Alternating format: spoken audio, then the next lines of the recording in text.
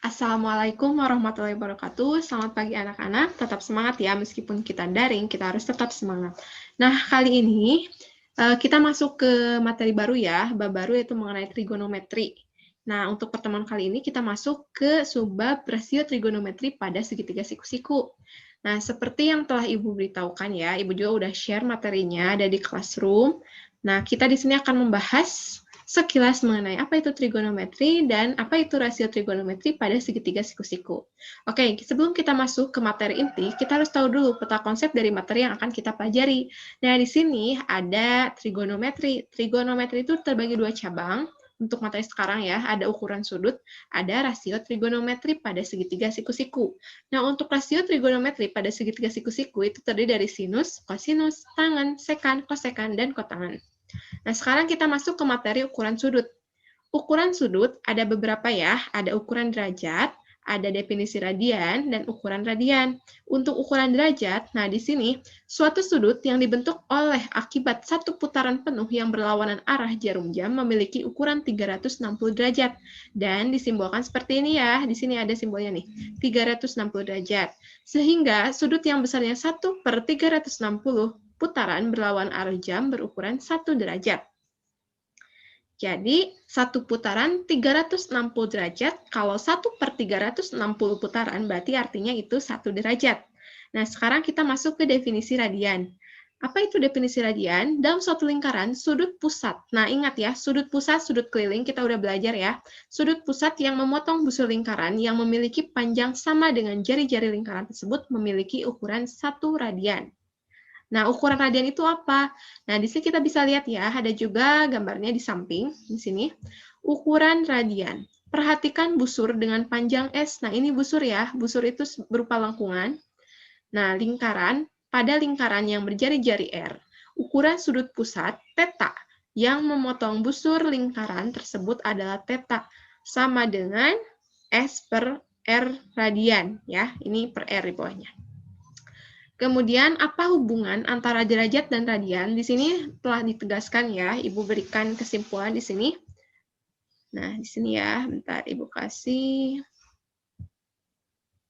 Nah, kita pakai spotlight ya. Nah, untuk 360 derajat itu sama dengan 2 pi rad. Sedangkan untuk 1 derajat itu kenapa jadi pi per 180 radian?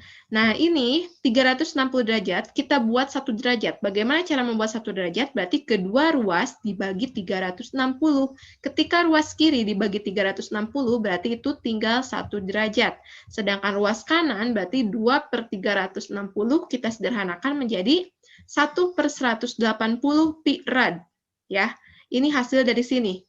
Untuk rumus yang kedua ini penurunan dari yang pertama. Jadi 1 derajat sama dengan pi per 180 radian. Sedangkan 1 rad, kenapa 1 rad nilainya itu 180 per pi derajat? Atau mendekati 57,3 derajat. 1 radian, ini dari sini kita lihat. Kita buat ini menjadi 1 radian, berarti pi per 180 ini harus pindah ruas ke kiri. Pi per 180, pindah ruas itu menjadi 180 per pi. Artinya, nanti akan menjadi 1 radian sama dengan 180 per pi derajat. Kalau dibulatkan nilainya itu, pi di sini kita ambil 3,14 ya, karena kalau 22/7 itu tidak bulat ya, bukan lipatan 7. Jadi nilainya mendekati 57,3 derajat. Di sini ada contoh. Contohnya, kalau menurut Ibu itu sudah cukup jelas ya. Nah, di sini untuk contohnya, berikut adalah contoh hubungan secara aljabar antara derajat dengan radian. 1/4 putaran, tadi kita tahu 1 putaran itu 360 derajat, berarti kalau 1/4 tinggal kalikan saja 1/4 kali 360 derajat, jadi sama dengan 90 derajat. Nah, 90 derajat, kalau kita cari dalam rad, itu tinggal dikali. Tadi kan 1 derajat berapa rad? Pi per 180, berarti tinggal dikalikan pi per 180 radian. Sehingga hasilnya itu setengah pi rad ya. Oke. Nah, selanjutnya, 1/4 pi radian, kita cari ke derajat, ini tinggal pakai ini ya, tinggal dikalikan 180 derajat per pi. Oke, Ibu rasa contohnya cukup jelas ya, tinggal kalian pelajari. Nah, sekarang kita masuk ke rasio trigonometri. Oke, untuk rasio trigonometri, kita hapus dulu ya ini. Bentar ya, kita hapus dulu ini bekas yang tadi. Soalnya bisa jadi ini menghalangi kita untuk pembahasan yang selanjutnya. Oke, kita masuk ke rasio trigonometri. Trigonometri berasal dari dua kata dalam bahasa Yunani. Yang pertama trigonus dan yang berarti artinya segitiga, dan metron yang berarti ukuran. Berdasarkan kata pembentuk ini, maka trigonometri adalah suatu cabang matematika yang mempelajari hubungan antara panjang sisi-sisi dan sudut-sudut segitiga. Tiga, kayak nama ibu ya. Ini trigono, kalau ibu Tripani. Beda ya. Kalau trigonometri itu tadi cabang matematika yang berkaitan dengan hubungan antara sisi dengan sudut. Nah, materi yang harus dikuasai ketika kalian belajar trigonometri adalah rasio trigonometri pada segitiga siku-siku. Ini basic, dasar sekali kalian harus paham apa itu perbandingan trigonometri pada segitiga siku-siku. Nah, di sini sudah ada ya gambar segitiga siku-siku. Di sini ada hypotenuse, kemudian opposite, dan adjacent ya. Di sini hypotenuse itu adalah sisi miring. Di sini sisi depan, kalau kita lihatnya dari sudut A. Ya, ini sisi samping. Sin, cos, tan. Di sini sudah didefinisikan ya. Sin sama dengan opposite. Berarti ini depannya, sisi depan per sisi miring. Cos, kita lihat, cos, sisi samping per sisi miring. Dan tan, sisi depan per sisi samping. Nah, lebih jelasnya, di sini ada penjelasan lebih lengkap ya. Nah, dalam definisi ini, kita lihat sudut C ya. Jadi kita akan menentukan sinus C. Sin C sama dengan sisi di depannya per sisi miringnya. Sin demi. Sisi depan per sisi miring. Ya. Sedangkan untuk cos C, cos sami. Cos sami. Cos sisi samping yang bawah dan sisi miring per sisi miring. Tadi sin demi. Cos sami. Yang terakhir itu kalau kita cari tan desak. Artinya tan C sama dengan sisi di depannya per sisi miringnya. Berarti AB per AC. Nah, kebalikan sinus adalah kosekan. Sin kosek. Sinus kebalikannya kosekan. Kalau misalkan cos kebalikannya sekan. Ya, jangan kebalik ya. Cos sekan. Kalau sin kosek. Kalau tangan berarti kotangan ya.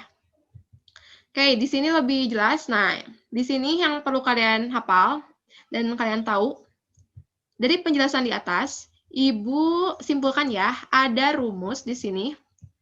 Sin alfa sama dengan, nah ini alfanya kecil ya, yang ini nih, ini alfa. Sin alfa sama dengan demi, sisi depan per sisi miring. Cos alfa sama dengan sisi samping per sisi miring. Kosami. Nah, ini udah ada singkatannya, tan desak, sisi depan per sisi samping. Sedangkan untuk kebalikan sin, tadi itu kosek, tinggal dibalik aja. Tadi sin demi, berarti kalau kosek, berarti mide. Pokoknya patokannya, kalau menurut Ibu, kalian harus hafal dulu ini, yang tiga ini. Kalau untuk kebalikannya, asal tahu sin, kosek, kos, sekan, dan tan, kotan. Oke, itu pasti kalian bisa hafal ya. Pasti untuk kebalikannya juga udah tahu. Kalau udah tahu sin demi, kosami, tan desak, tinggal dibalik-balikin aja. Seperti itu. Di sini juga Ibu udah kasih contoh. Contohnya tidak terlalu rumit.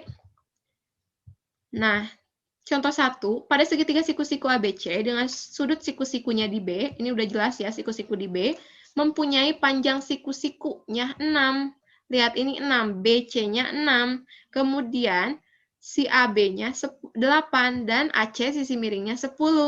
Kalian sudah tahu tadi rumusnya itu sin demi, kosami, tan desak. Nah, tinggal kalau tadi tanpa ada angka, kalau di sini kita pakai angka. Kalau kita udah tahu konsep, tinggal dimasukkan aja. Sin demi, depannya itu kalau dilihat dari A, berarti BC, BC-nya itu 6, per AC, AC-nya itu 10.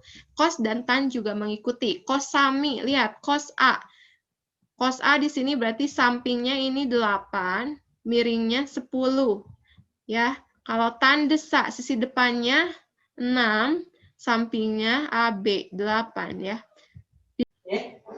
Nah, oke, sekarang kita masuk ke contoh yang kedua ya anak-anak. Nah, untuk contoh kedua, di sini dalam suatu segitiga siku-siku diketahui sin A-nya itu 24/25. tentukan kelima rasio trigonometri lainnya.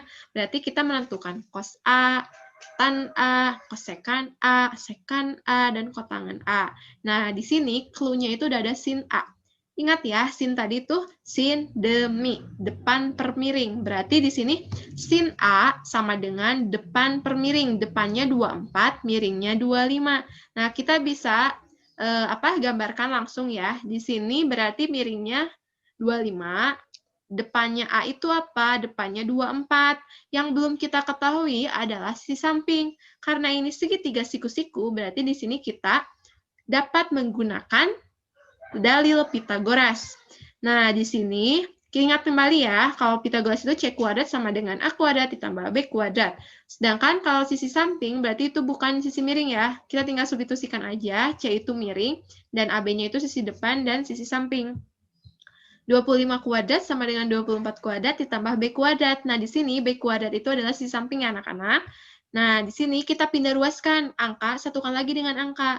Kalau istilah matematikanya, kita kurangkan sehingga di sisi kanan itu menjadi B saja. Bagaimana caranya supaya sisi kanan menjadi B saja, B kuadrat saja, berarti kita harus menghilangkan 24 kuadrat. Artinya, kedua ruas dikurangi 24 kuadrat. Namun, cara cepatnya kita sering mengenal istilah pindah ruas ya, lebih mudah.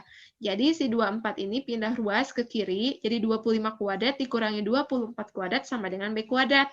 Nah, di sini, penulisannya ini sebenarnya sama aja. Kalau kita mau nulis B kuadrat sama dengan 25 kuadrat dikurangi 24 kuadrat, itu cuma pindah posisi aja ya, tapi tidak merubah nilainya. Nah, B kuadrat, nah 25 kuadrat adalah 625, dan 24 kuadrat 576. Jadi, B kuadrat adalah 49. Kita mencari B saja, berarti B sama dengan akar dari 49, plus minus 7, tapi kita ambil positif 7 ya anak-anak. Sehingga, kalau ini sudah diketahui sisi sampingnya, kita dapat menentukan 5 sisi yang lainnya, seperti cos A. Cos sami, berarti sampingnya tadi 7, miringnya 25. Tan A, tan desa, depannya 24, sampingnya 7, dan begitu pun seterusnya ya anak-anak. Nah, setelah itu, kita masuk ke perbandingan sudut trigonometri untuk sudut-sudut istimewa. Nah, Ibu harap kalian semua bisa menghafal sudut-sudut istimewa ini. Kalau kalian ingin tahu, karena di sini terbatas ya video yang Ibu bahas tentang pembahasannya itu terbatas, karena di Zoom itu terbatas ya waktunya anak-anak. Di sini Ibu sudah lampirkan bagaimana sih cara mendapatkan nilai-nilai yang ada di tabel ini. Di sini tinggal diklik saja ya alamat YouTube-nya. Nah, di sini yang pasti segitiganya itu berdasarkan sudut-sudut istimewa ini. Kenapa disebut sudut istimewa? Karena sudut ini angka-angkanya itu, nilainya itu adalah mudah dihafal. Sin 0 berapa, cos sin 30 sampai 90. Nah, kalau untuk cos tinggal kebalikannya dari sin. Kalau sin tadi 0 sampai 1, nah kalau cos dari belakangnya sin. Jadi kalau kalian paham yang sin sampai ke ujung, nah berarti tinggal si cosnya ya. Kalau tan, di sini ada tidak terdefinisi, maksudnya apa? Kalau tidak terdefinisi berarti tidak ada nilainya ya. Kalian bisa cari juga di kalkulator, pasti nilainya itu tidak terdefinisi atau tidak ada, atau error ya, seperti itu. Oke, di sini ada contoh. Tan 30 derajat ditambah kot tangan 60 derajat. Tinggal disubstitusi aja ya. Kita lihat di tabel, tan 30 itu berapa? Tan 30, 1/3 akar 3, dan kot 60, lihat. Nah, cara bacanya bisa ya. Kot tangan 60, lihat 60 di sini, berarti oh di sebelah sini, 1/3 akar 3. Jadi, 1/3 akar 3 tambah 1/3 akar 3, artinya karena masing-masing punya akar 3, kita distributifkan keluar si akar 3-nya ya. Jadi, 1/3 tambah 1/3, artinya 2/3 akar 3. Nah, ini pi per 3, kalian tahu kan, pi itu nilainya 180, jadi kalau pi per 3 artinya 180 dibagi 3. Cos pi per 3 juga sama ya, 180 dibagi 3. Tinggal disubstitusikan, nanti hasilnya ditambah ya. Ibu di sini dikali, ya ditambah, seharusnya ditambah ya. Ini Ibu typo untuk yang B, 3B, seharusnya di sini sin 60 derajat ditambah cos 60 derajat, dari atasnya tambah ya. Jadi ke bawahnya plus. Kalau kalian ada yang udah terlanjur kali, tinggal dikalikan aja ya. Nah ini bentuknya sin kuadrat, artinya nilai dari sin pi per 3 dikuadratkan, 1/2 akar 3 dikuadratkan, ditambah 1/2 dikuadratkan, nah seperti itu. Yang ini pembagian ya. Kalau pembagian konsepnya itu kalau pecahan samakan dulu penyebutnya. Seperti ini. Ini kebetulan penyebutnya udah sama, setengah akar 3 tambah setengah akar 3 berarti setengah tambah setengah 1. Jadi akar 3 aja. Yang bawahnya akar 3 tambah akar 3 berarti jadi 2 akar 3. Sehingga akar 3 per 2 akar 3 itu bisa dicoret akar 3-nya, jadi tinggal setengah. Seperti itu. Kalau yang ini tinggal disubstitusi, tinggal dikali-kali. Penyebutnya kebetulan udah disamain ya. Jadi per 4 semuanya. Artinya 4 per 4 artinya 1. Seperti itu. Oke anak-anak, untuk rasio trigonometri pada segitiga siku-siku, Ibu harap, Ibu rasa udah cukup ya. Pembahasannya kalau menurut Ibu itu udah di modul juga udah cukup jelas. Sekarang Ibu tambahkan penjelasan juga, semoga kalian lebih paham dan lebih mengerti ya.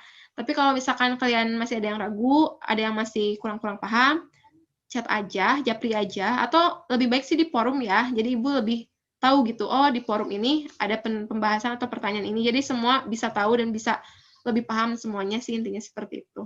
Oke, terima kasih untuk perhatiannya. Nanti kita ketemu lagi di pertemuan selanjutnya. Wassalamualaikum.